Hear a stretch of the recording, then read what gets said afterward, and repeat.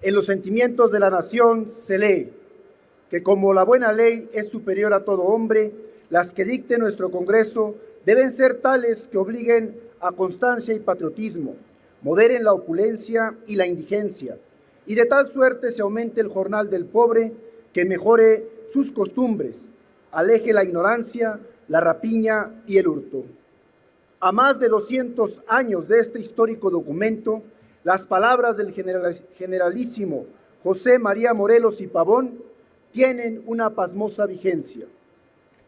La desigualdad, la marginación y la falta de oportunidades siguen siendo el principal obstáculo para el crecimiento de nuestro país y para el desarrollo de las personas y sus comunidades.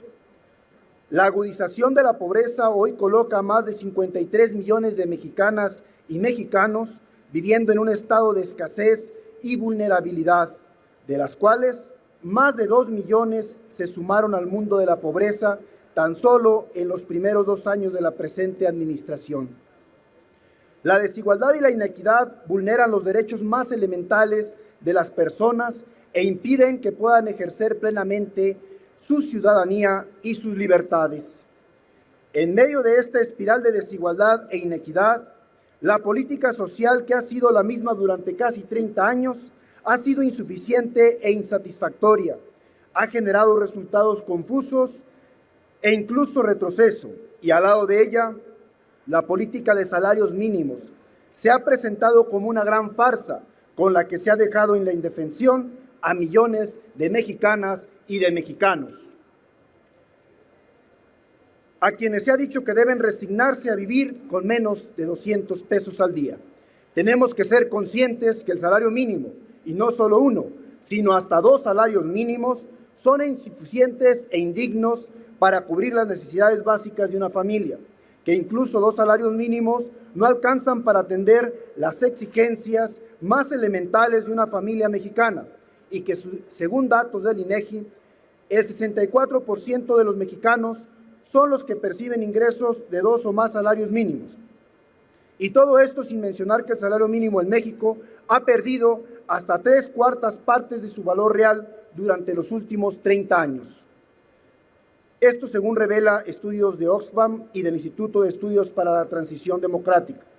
Hoy, en esta Cámara de Diputados, no nos podemos quedar atrás y no podemos discutir solamente sobre la desindexación del salario mínimo. Sin lugar a dudas, la reforma que hoy estaremos aprobando es un primer gran paso en la construcción de esta política de recuperación del salario.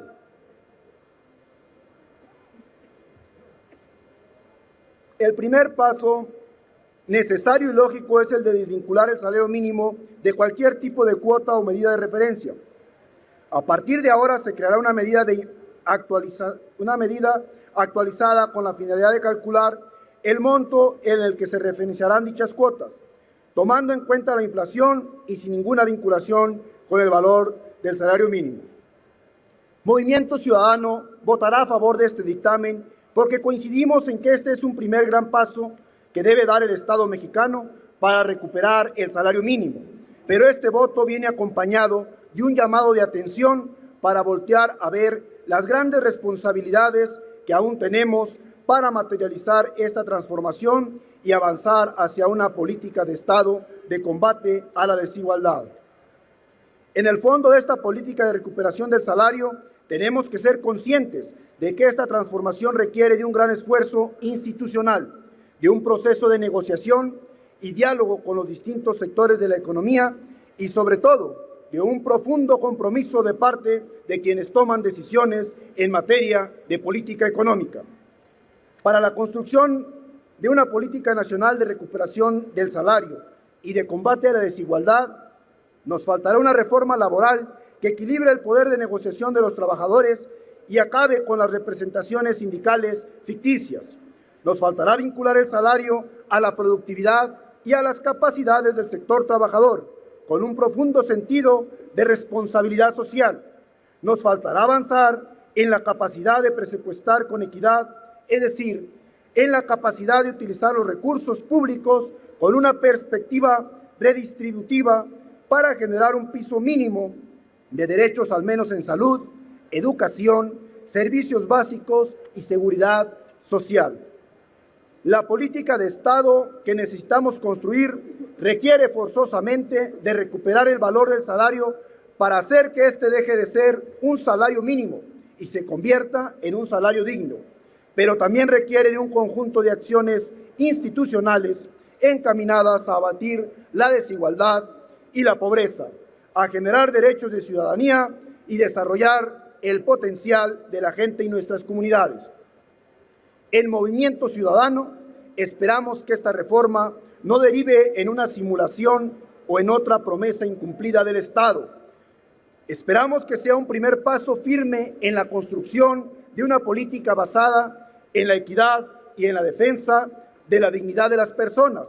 y por ello hacemos un llamado para acelerar todos los procesos necesarios para consumar esta reforma, pero sobre todo para acompañarla de las políticas económicas correctas de redistribución, combate a la desigualdad y rescate de los derechos sociales que exigen hoy los y las mexicanas. Es cuanto, presidente.